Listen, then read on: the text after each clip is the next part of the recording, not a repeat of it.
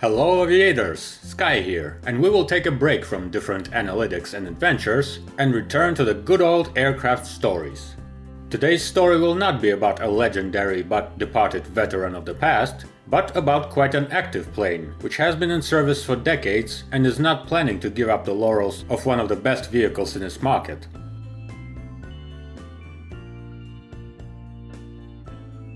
Bombardier Q-Series, also known as Dash 8, is a family of twin-engine turboprop regional aircraft developed by de Havilland Canada in the early 1980s.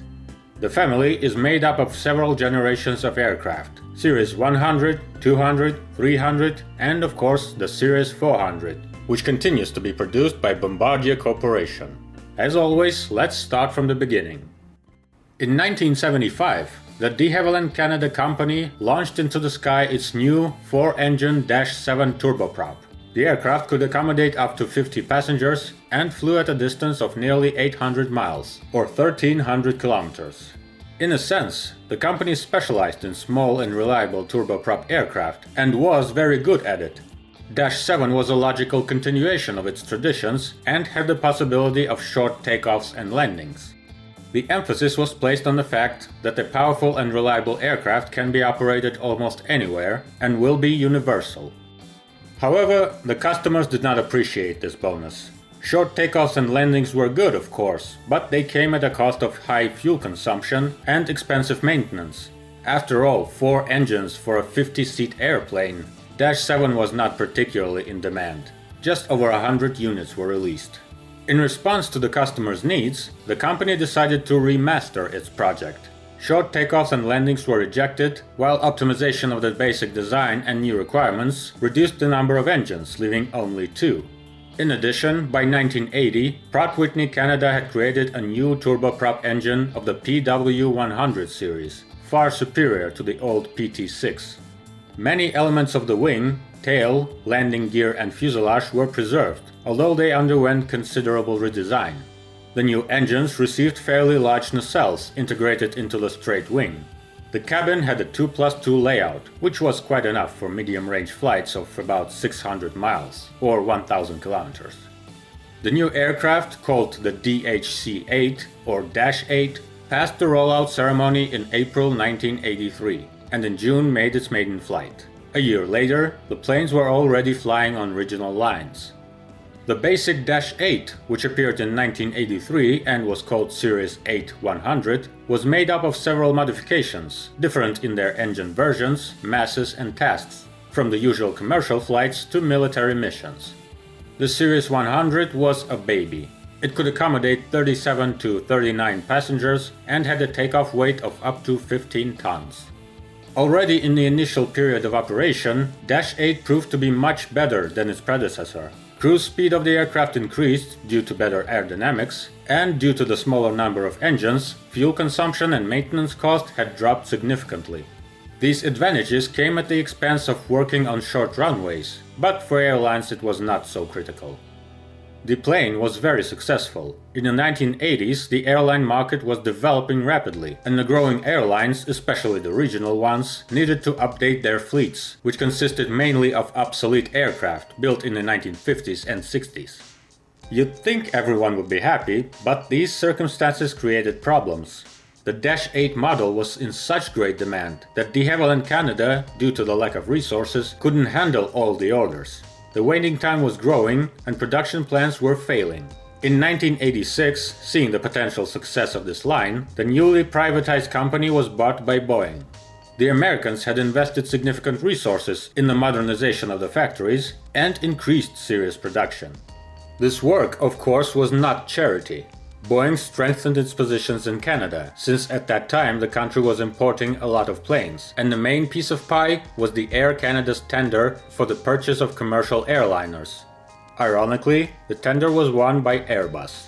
Boeing, dissatisfied with the results of de Havilland and disappointed with the loss of the tender, rather quickly put the company up for sale, and in 1992, it eventually became part of Bombardier. In 1994, the new Dash 8-200 was released. The updated aircraft had the same capacity, but due to the new PW123 engine, it received improved flight performance. their takeoff weight increased and the range exceeded 1120 miles, or 2000 kilometers. It was in this series that the airplanes were equipped with a specially developed active noise and vibration suppression system, or the ANVS, which made the airplanes much quieter and more comfortable. Since the turboprop airplanes themselves were quite loud, this innovation was extremely useful and was described as a big breakthrough. To emphasize this, Bombardier renamed the planes. The model received an index Q200, with Q standing for quiet. In addition, the newly formed company at that time was rebranding its lineup, and the names of Dash 8 were dropped, although of course they were not forgotten. The planes are still called Dash 8 Q200, 300 or 400, depending on the model. Technically, the 200 series was an upgraded version of the basic 100, but in parallel with its creation, work was carried out on an enlarged model. The result was the 300 series. It had a fuselage stretched by 11 feet, or 3.4 meters, and its capacity increased by 56 passengers. The aircraft was heavier than its fellows, which with the same amount of fuel reduced the flight range to 920 miles, or 1700 kilometers. The first planes appeared in 1989, and in the mid-90s they were also renamed the Q300 model. Finally, in 1998, Bombardier introduced the flagship model of the line, Q400. This aircraft received an even larger fuselage and accommodated up to 78 passengers. Many elements of the frame were modified, the wingspan and total height increased.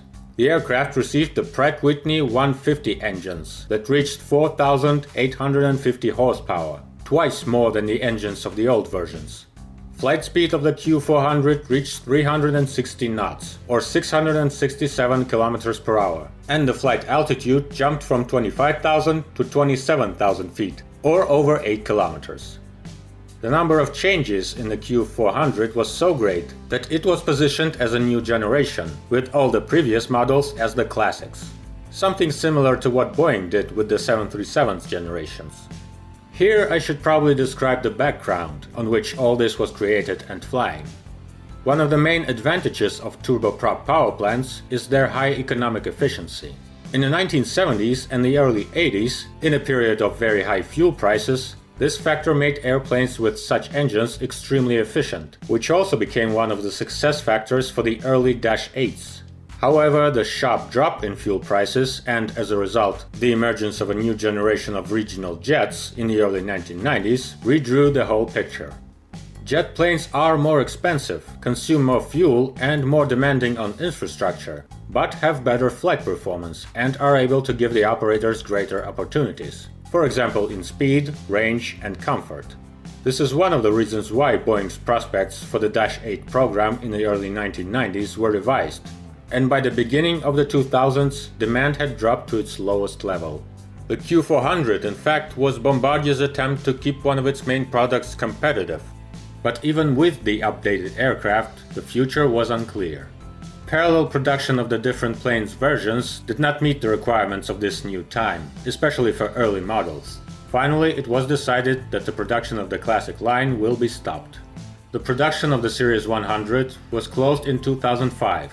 The Q200 and Q300 left the production lines in 2009. By that time, 671 aircraft of the classic series saw the skies. But soon the fog had cleared. The economic crisis and a sharp rise of energy prices helped this family. Jet regional aircraft once again became too expensive to operate, and customers turned their attention back to turboprop engines. Seeing rising demand and increased requirements, Bombardier continued to upgrade its flagship and, in fact, the only family model, Q400. As part of the Q400X project, which was launched in 2007, it was planned to increase capacity to 86 to 90 passengers. The updated aircraft, which received the Q400 Next Gen Index, in addition to the increased capacity, received a new cabin, windows, and landing gear. The takeoff weight of the aircraft reached 67,000 pounds, or 30.5 tons. Really twice as heavy as the classic series aircraft. The flight resource was significantly increased, maintenance was optimized. The periods between standard forms of maintenance became, on average, 30% longer. The Q400 earned its place under the sun. The fact is that regional passenger routes are distinguished by a very unstable passenger traffic and short distances, often several hundred miles. According to Bombardier, flights on their airplanes remain profitable even with 30% of the cabin filled.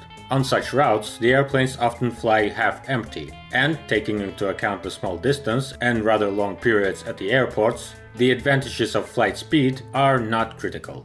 Something similar to the situation with a decrease in the speed of flight of jet airliners, but on the scale of regional traffic. Actually, in this division of efficiency zones, Bombardier positions two of its main commercial airliners. The Q400 are more efficient on low-loaded lines of small length, while the CRJ jets can operate on more loaded and long-distance routes. Over the entire period of operation, the aircraft of the family were participants in 25 accidents, 9 of which were serious accidents and disasters, with death of a total of 100 people. The most famous incident happened in summer of 2018 with the hijack of the Q400 of the Alaska Airlines Group from the Seattle-Tacoma airport by the ground service worker. The plane performed a number of aerobatic figures and crashed on a small island near the city. The hijacker died, but he was alone on board. Yeah, that's what happens when a person with access to the aircraft falls out of balance. The reliability of the design and systems doesn't help here, unfortunately. In total, by 2018, more than 1,244 Dash 8 aircraft were delivered. About 600 of them are Q400s flying in fleets of several dozen airlines around the world.